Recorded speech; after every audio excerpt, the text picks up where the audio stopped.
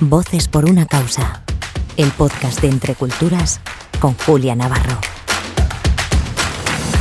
Hola, soy Julia Navarro, les doy la bienvenida a Voces por una causa, el podcast semanal de Entre Culturas, y en el programa de hoy contamos en el estudio con un periodista muy importante. Es un periodista de la cadena SER, es una voz muy reconocida en la cobertura informativa sobre migraciones y derechos humanos y dado con lo que está cayendo se imaginarán que es que, nos viene estupendamente el poder hablar con él, con Nico Castellano, acerca de la situación actual de las migraciones en España, el debate público en torno a la iniciativa legislativa popular para regularizar a unos cuantos miles de personas, etcétera. Nico, como les he dicho, es periodista, su especialidad ya también se le ha dicho, migraciones, refugio y derechos humanos, forma parte del equipo de la cadena SER, tiene una amplia trayectoria informando sobre estas cuestiones, tanto en España tanto en el contexto español como internacional, y su trabajo está muy centrado en las personas como sujetos de derechos. ¿Qué me ha quedado por contar, Nico? No, Julia, muchas gracias. Está de sobra. Bueno, llevas muchos años cubriendo este tipo de informaciones. ¿Por qué? Bueno, has dado en la explicación una de las claves, y es que siempre mi trabajo ha estado centrado en las personas. Sí, pero ¿qué es lo que te lleva a tomar esa decisión? Porque creo que la materia más importante en la que trabajamos cada uno en lo cotidiano son las personas, son los afectos, los sentimientos, los sufrimientos, la esperanza también, ¿no? Porque incluso en los contextos más complicados creo que es muy interesante poner en valor las personas que son la mayoría, que hacen el bien, que trabajan por los derechos de los demás y que incluso en contextos de guerra, como los que cubro habitualmente, o en contextos de vulneración de derechos, como puede ser el racismo cotidiano en nuestras sociedades, creo que hay que poner en valor, y los periodistas tenemos el compromiso de poner en valor a aquellos que trabajan por el bien común. Y desde el principio, y también un poco por historia familiar, mi abuelo materno, uno de esos pescadores canarios que vivía del Sáhara Occidental, de la antigua colonia española. Viajaba con mucha frecuencia a Layún, a Cabo Bojador, a Villa Cisneros, etc. O viajaba a Mauritania, a Senegal, y volvía y contaba historias apasionantes de sus viajes y de la gente que conocía. Me enseñaba a contar en hasanía, que es el dialecto de los saharauis. Entonces siempre desde pequeño estaba muy despierto también a esas historias, muy despierto a la radio. La radio siempre fue mi pasión. Estaba en la cocina de mis abuelas, estaba en el coche de mi padre cuando me llevaba al colegio. Y todos esos estímulos, digamos, de las historias de personas que me contaba mi abuelo, de sus amigos, de sus andanzas por el mundo, más las personas y las voces que aparecían en la radio y que me abrían un mundo tan interesante, hicieron que me fuera interesando por esto. Y luego también es verdad que cuando empiezo a trabajar en la SER, yo estudié aquí en la Complutense y una de mis prácticas fue en la SER en Las Palmas, coincidió con el primer naufragio de una patera en la ruta canaria. Fue en 1999. Fue el 26 de julio en la playa de La Señora, en Fuerteventura, y 9 jóvenes marroquíes murieron a unos metros, unos palmos de la orilla porque no podían nadar. Estaban entumecidos después de tantas horas en la barca, chocó la barca en una roca. Entonces, desde el principio, el contar por qué le pasa a la gente determinadas cosas, por qué la gente tiene que sufrir determinadas vulneraciones, como si hubiese una patera, porque no las dejamos venir de otra manera, etcétera, etcétera, pues un poco a base de experiencia, esa mezcla de lo personal y de lo profesional ha hecho que sea una de mis prioridades, ¿no? ¿Ha aumentado la sensibilidad hacia estas cuestiones en la opinión pública española o todavía lo ven como algo lejano, algo que no les toca? Es difícil responder a esa pregunta. Creo que a la sociedad informada, como puede ser tú o la gente que puede escuchar este podcast, que tiene interés, evidentemente ha mejorado la sensibilidad porque tenemos más acceso a la información que nunca. Hoy es más fácil que nunca saber el contexto de una sociedad, de un país, la problemática sobre un conflicto, o qué le pasa a la gente que llega de Marruecos, de Argelia, de Senegal o de Mali, si tenemos interés. Digamos que tenemos el puente del conocimiento para acceder y, por tanto, tener mayor empatía o sensibilidad hacia determinados colectivos, pero también es verdad que es mayor que nunca el ruido o el fango, ¿no? En torno a los que quieren romper ese puente y generar un muro mental, un muro de prejuicios, un muro de odio, un muro de desconocimiento. Entonces creo que buena parte de la sociedad española que sí quiere estar informada tiene más acceso a la información que nunca y por tanto es más sensible, tiene más conocimiento de por qué pasan las cosas en el planeta, pero la minoría ruidosa y que enfanga tanto el debate público creo que está haciendo mucho daño, porque nos está alejando, está rompiendo los mínimos de la empatía, ¿no? Están deshumanizando a los migrantes, están deshumanizando a aquellos que no piensan como ellos, están apostando por la violencia verbal y tememos que en demasiados sitios no es solo verbal, ¿no? Lo que está pasando en Estados Unidos con la criminalización de los inmigrantes, matando a manifestantes, matando a migrantes a sangre fría en las calles, grabado con vídeo, lo que está pasando en muchos escenarios de politización extrema en Europa con enfrentamientos en las calles. Creo que tenemos que convivir con la posibilidad de ser más sensibles que nunca, pero tenemos que hacerle frente a los que nos quieran dividir. Te iba a preguntar por eso si esa sensibilidad era, o esa falta de sensibilidad se está empezando a esparcir por el resto del mundo, o España era en ese sentido un caso aislado. Yo creo que no somos muy diferentes, ¿no? Estamos contagiados por las, digamos, prioridades del debate público o la estimulación del debate público que practican los estrategas del odio, es decir, los que quieren empozoñar cada mañana el debate público como hace Trump cada mañana con sus publicaciones y todos sus asesores, y como pasa en otros muchos países, esas tendencias de intentar manipular a la opinión pública, de enfadar a la opinión pública cada día, de enfadarles contra el poder X o B.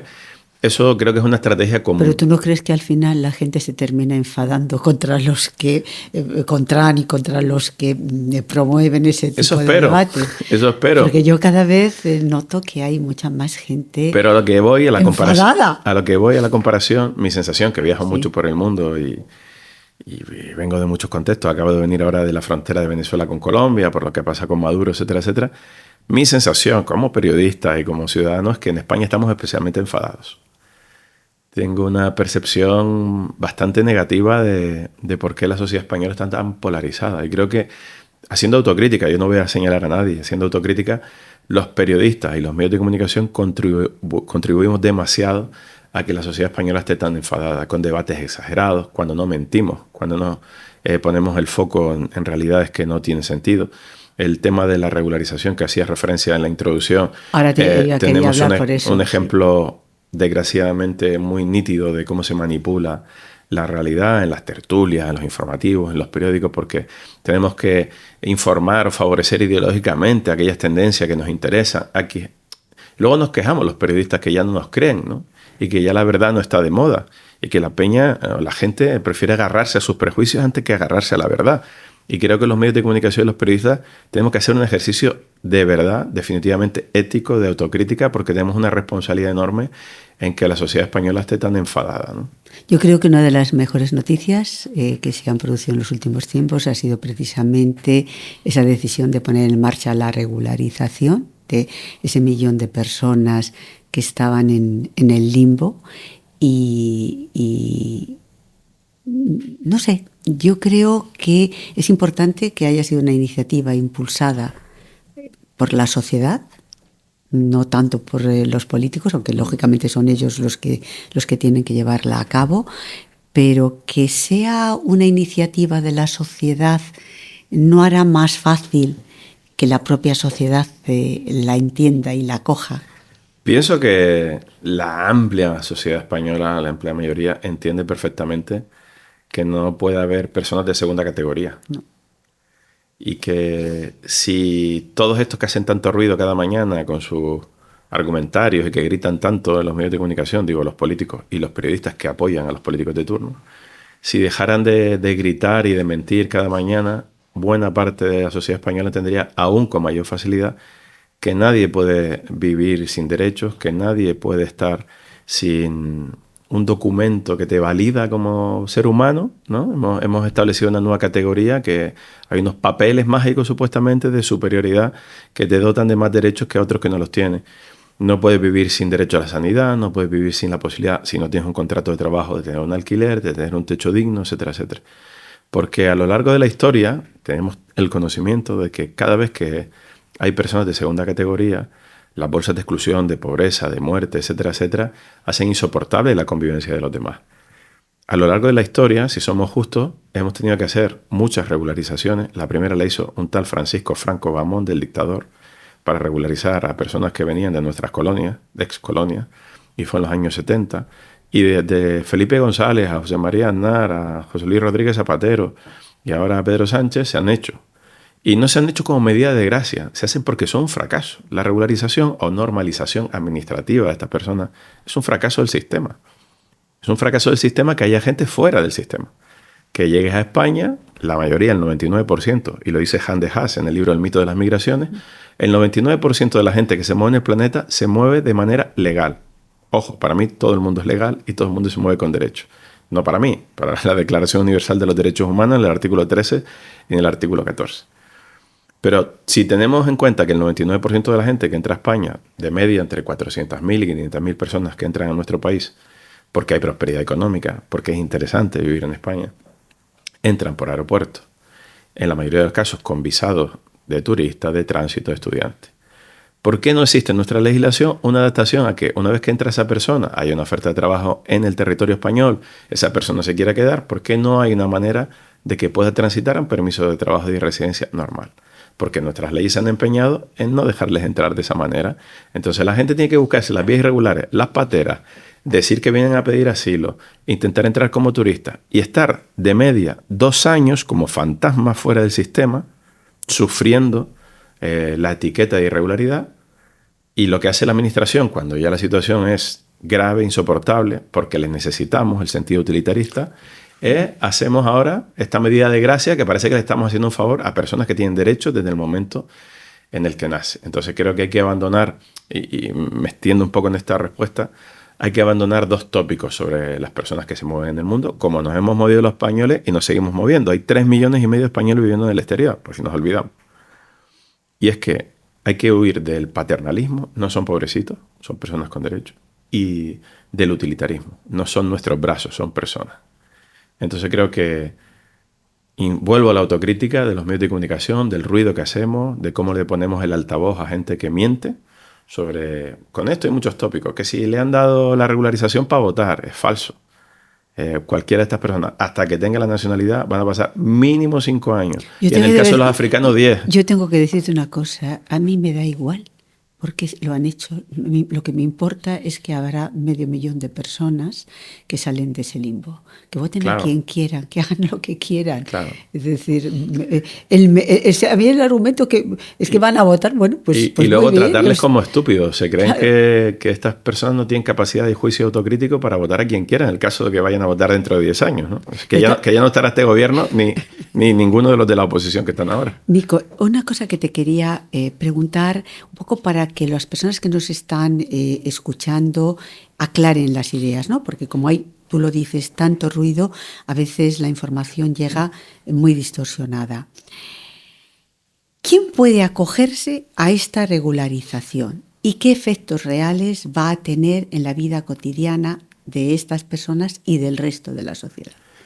El efecto es absolutamente positivo, está medido en todos los estudios económicos. No, pero primero, ¿quiénes pueden acogerse? Bueno, eso para empezar, o sea, positivo para todos, porque se dota de derechos a personas que nunca tendrían que haberlos perdido. Y se puede acoger en una regularización extraordinaria, limitada en el tiempo, que va a ser desde abril hasta junio. Toda persona solicitante de asilo, que son más de 100.000 que están pendientes de la respuesta. En el año pasado, por ejemplo, en España, pidieron asilo 140.000 personas. Esto bajó un poquito con respecto al año anterior y la mayoría de esas personas son colombianos, peruanos, senegaleses, malienses. Toda persona solicitante de asilo o persona en situación vulnerable que pudiera demostrar que lleva al menos 5 meses en España antes del 31 de diciembre puede hacer la solicitud para obtener un permiso de residencia en nuestro país. Ahora está la reforma del reglamento que se ha hecho por vía de urgencia en el Consejo de Ministros en información pública. Ahí se pueden hacer aportaciones. Usted puede hacer una aportación y sugerir. Luego ya los legisladores verán si la adaptan o no la adaptan. Una vez que se publique definitivamente en el Boletín Oficial del Estado y pase de nuevo por el Consejo de Ministros, que esto se calcula que será en abril, de abril a junio todas esas personas acudirán, ya está por determinar si solo a las oficinas de extranjería o a otro tipo de oficinas de la Administración del Estado para hacer esa solicitud de permiso. Lo importante de esta reforma con respecto a otras es que desde el momento en que te convalidan o te certifican la solicitud, ya tienes permiso de residencia y de trabajo temporal en España hasta que te respondan. También la administración se compromete a que la respuesta sea muy rápida. Veremos si es muy rápida o no. Pero me parece que ya desde el momento en el que certifiques la solicitud puedes trabajar y puedas vivir en España sin miedo, es un gran avance. Y luego los aportes son evidentes. Hay estudios económicos de sobra que dicen que el aporte al bien común, a la seguridad social, es de una cantidad brutal. ¿Por qué? Porque todas esas personas que están trabajando y que comen porque trabajan, pero trabajan en B, que benefician a empresarios que los explotan, pero que no aportan ningún tipo de impuestos, etcétera, etcétera, todas esas personas van a aportar. No porque no hayan querido aportar y pagar sus impuestos, sino porque no lo hemos dejado hasta ahora. Y no solo nos vamos a beneficiar económicamente, nos vamos a beneficiar de que nuestros amigos, nuestros vecinos, nuestras parejas no tengan miedo. De que nuestros amigos, nuestras parejas, la persona que nos da clases de guitarra, la persona que... Porque reducimos a los migrantes solo a los trabajos que supuestamente no queremos los españoles, a trabajos de segunda, tercera categoría. Pero no, hay muchos migrantes con un aporte cultural, con un aporte intelectual a este país brutal. Que todas esas personas puedan salir a la calle con la cabeza alta, que no tengan miedo de relacionarse con los demás y que puedan seguir aportando, porque en el fondo son uno más entre nosotros, ¿no? Toda esta intervención que estás teniendo, estás siendo muy crítico con los medios de comunicación. Sí, por no entrar en otro menester. ¿Qué deberían hacer los medios de comunicación en este asunto?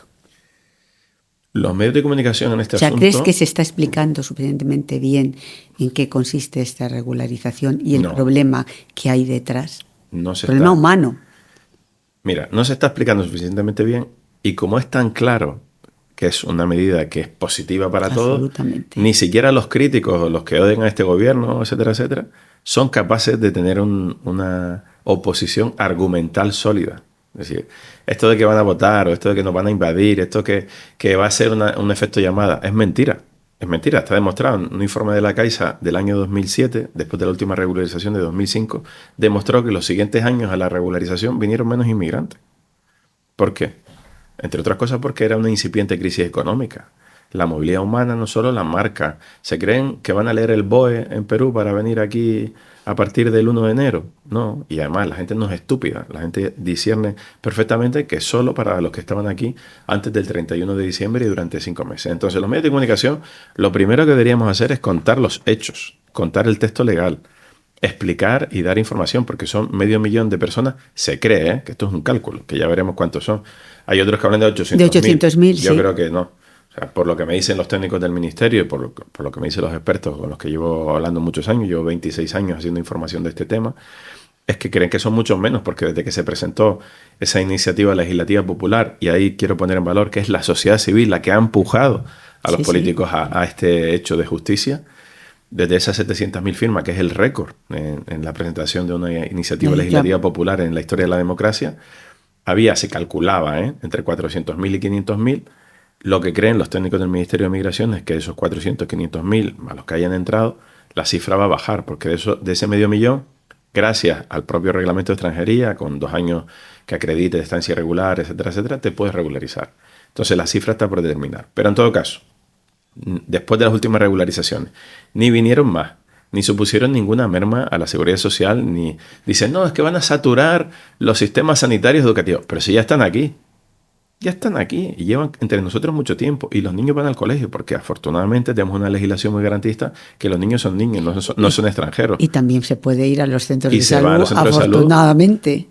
Las urgencias son gratuitas y otro tipo de intervención se les cobra. Entonces, creo que por lo menos si dijéramos la verdad, si dejáramos de agarrar tantos prejuicios ideológicos para beneficiar determinada corriente ideológica, que los medios de comunicación están demasiado politizados en este país. Por supuesto que hay que defender cada uno sus tendencias, y me parece bien, pero que las tendencias se basen en la verdad.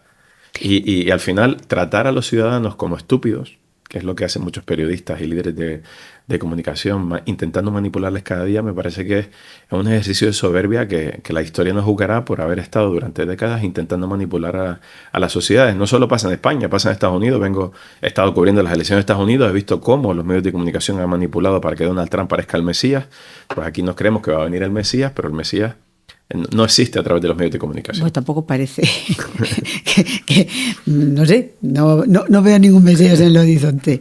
Sí, puesto que has estado en Estados Unidos, estamos todos, o yo creo que la mayor parte de las personas, horrorizadas al ver lo que está sucediendo con esas detenciones masivas que están llevando contra los emigrantes, la foto de ese niño que se ha convertido en un símbolo, ¿no?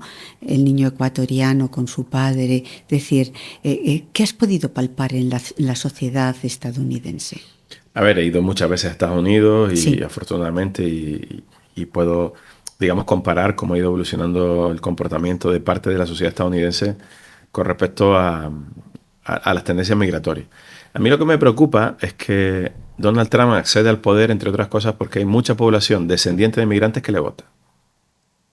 Mucha. 80 millones de votos no vienen solo de los supremacistas blancos, de los granjeros o de estos tópicos que pensamos desde fuera. Hay mucha gente, como pude comprobar en Arizona, donde estuve haciendo parte de la campaña electoral, como pude comprobar en el estado de Florida, en distintas partes, tanto en la frontera, pasé al lado mexicano, etcétera, etcétera. Hay muchos descendientes de mexicanos, descendientes de centroamericanos que han votado por Donald Trump. Lo hacían por dos cuestiones. Una, porque creían que su economía iba a ir mejor, que era el tópico que él vendía en campaña, y vemos cómo va la economía estadounidense, que va mucho peor que antes, en la destrucción de empleo, en los índices de crecimiento que no son los que se preveía, la devaluación del dólar, etcétera, etcétera. Con lo cual, primera mentira desmontada. Y porque hay un tópico que esto es un poco grueso decirlo y no quiero ofender a nadie, y es que es el último que cierre la puerta. Es decir, pensar que esta jaula dorada donde nosotros tenemos trabajo y nos tenemos prosperidad, que no venga nadie más a estropearla. Es un sentido un poco caníbal del ser humano, es decir, vamos a disfrutar nosotros de lo nuestro y que no venga nadie más. Y si viene alguien que me sea útil, o que me limpie la casa, o que me haga lo que no quiero, pero que no venga con los mismos derechos que yo. Entonces, esa foto que les vendieron a buena parte de la sociedad de que Donald Trump primero les ayudaría económicamente y segundo protegería su jaula dorada para que nadie más viniera a comer de la tarta en la que estaban comiendo ellos en la prosperidad, pues se ha caído. Y no solo eso. Han comprobado que detrás de la careta de proteger del muro de que no vengan más, en realidad hay un odio que no quiere a esos latinos y descendientes de latinos en Estados Unidos. Digo los latinos porque son la población mayoritaria, son la minoría mayoritaria dentro de Estados Unidos. A mí hay una cosa que me ha escandalizado, o por lo menos me ha sacudido, y es pensar que los dos policías que dispararon no me acuerdo cómo se llama esa señora a la que eran una latinos, de las que protestaban por la labor del ICE. Sí. Eran latinos, con apellidos como puede ser el de cualquiera de nosotros. Son mercenarios, cobran muchísimo dinero y es una policía paramilitar que está fuera del sistema, que tiene principios racistas. Yo no diré lo que están diciendo algunos, que es la nueva Gestapo, pero desde luego están cometiendo vulneraciones de derechos salvajes, criminales. Y a mí lo que me preocupa, fíjate, que es, aparte de esa identificación, de esa casa, ¿no? O sea, van a la guardería, van a los hospitales, sacan a la gente de la calle, sacan a profesoras dando clases. O sea, consideremos si queremos vivir en esa sociedad del odio. Este retroceso que estamos teniendo a principios del siglo pasado, cuando los nazis o cuando los totalitarismos de Mussolini excluían por categorías humanas. Pensemos si queremos volver ahí. Si alguno se cree mejor porque se cree superior a este tipo de personas, pues creo que tiene que hacer un ejercicio espiritual consigo mismo de ver dónde va. Pero a mí lo que me preocupa es el miedo en esas segundas, terceras generaciones que ya son estadounidenses o que ya son españoles. Es decir, ¿qué le vas a decir tú a la hija de un señor marroquí que ha nacido en España, que tiene 30 años, que es profesional y que la empiezan a mirar por la calle por la narrativa mediática y política de que es inferior a los demás? Y ese latino que es policía, que cobra $100,000 más pluses, etcétera, etcétera, se hace creer superior para ir a cazar la cacería hacia gente de su entorno, de su origen, etcétera, etcétera, porque se hace creer superior. Y yo veo en mi entorno a mucha gente de 30, 40 años que son de segunda, tercera generación, aquí en España, que no se sienten ubicados ya en nuestro país, porque le estamos devolviendo rechazo. Es decir, gente que ha nacido aquí de padres extranjeros, pero que son españoles de nacionalidad, que se han educado en nuestro marco vital, ya no sabe si son marroquíes o si son ecuatorianos o si son españoles, porque nosotros no estamos dejando que pertenezcan a nuestra sociedad. ¿Te Y creo que ese es un muro mental que es muy peligroso y es el que alimenta el que votes a racistas y totalitaristas como Donald Trump o como los que quieren gobernar aquí. Te quería preguntar por qué diferencias encuentras entre las políticas migratorias que se aplican en Europa y las que se aplican en Estados Unidos, porque desde mi punto de vista Europa tampoco está como para presumir mucho. Quizás son menos evidentes que las de Estados Unidos, pero dejan mucho que desear. Hay poca esperanza en las políticas migratorias. De hecho, esta regularización que ha llevado a cabo el gobierno español, empujada por la sociedad española, recordemos, es un cambio de rumbo total a las políticas migratorias y de asilo que hay en toda la Unión Europea y que hay en Estados Unidos. El norte rico ha creído que el derecho de admisión lo podían restringir de esta manera tan burda, con estas políticas de muro, con estas políticas de patrullera, con estas políticas de rechazo. Se han equivocado, están fracasando. Llevamos 35 años levantando muros. Los muros de Ceuta y Melilla se levantaron a mediados de los 90, a la vez que se levantaban los primeros kilómetros del muro de Estados Unidos con México, y la gente sigue moviéndose. Sí.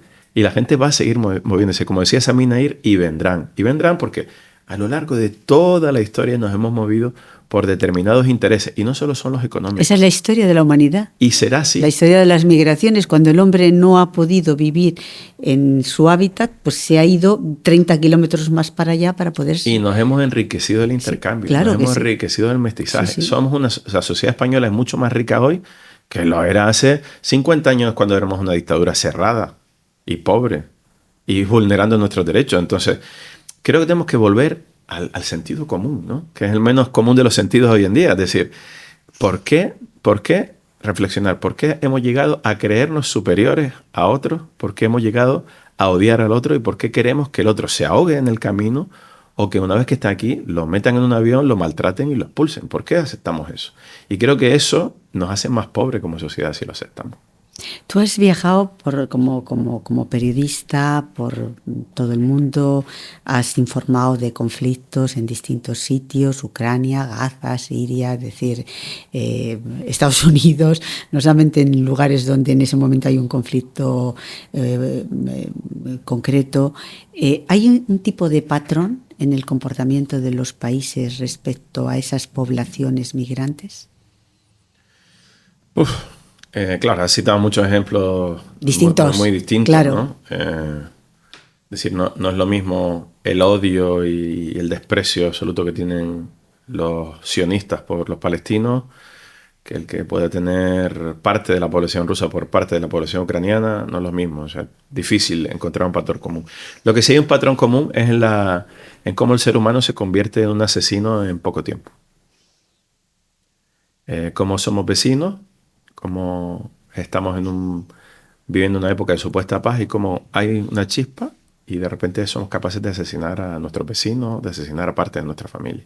Tenemos muchos ejemplos. Los tenemos en España en la Guerra Civil, los tenemos en los Balcanes, los tenemos en Ucrania, en toda la población que era digamos, rusófila del este y cómo el conflicto ha dividido tantas familias ahora mismo en el Donbass, sí, etcétera, etcétera. Y yo creo que el ser humano es capaz de tornar, desgraciadamente, muy rápido a la violencia y al odio, ¿no? Y eso es lo que me preocupa. Y lo que me preocupa es que hoy, con más información que nunca, que es lo que venimos hablando en esta conversación, seamos tan manipulables. Y creo que ese es el nexo común. Lo manipulables que somos para emprender una mecha y para incendiarnos en contra de otro grupo dentro de nuestras sociedades. Y eso para mí es lo más preocupante. ¿Es posible en el periodismo realmente parar, explicar, contextualizar? Decir, porque a veces los propios medios de comunicación, los dos somos profesionales de esto, sabemos que el tiempo, el espacio es muy limitado, ¿no? Te dice, tiene usted un minuto para contar lo que está pasando. Bueno, es que tienes un minuto, sí, y ya está. ¿Y cómo explicas, bueno, pues lo que está pasando en cualquier lugar del mundo que en ese momento vive una tragedia? ¿Qué te voy a contar a ti, no? Si siempre queremos más espacio, porque pensamos que para explicar cosas muy complejas es muy difícil hacerlo en un minuto, ¿no? Creo que, por ejemplo, aquí voy a hacer crítica a las tecnológicas, ¿no? Las grandes tecnológicas, las dueñas de las redes sociales, y que luego los medios de comunicación hemos caído en la trampa. nos quieren borregos, que no pensemos y que no tengamos tiempo a reflexionar. Por eso el consumo medio de una página web de noticias de la mayor parte de los lectores es de menos de 1 minuto.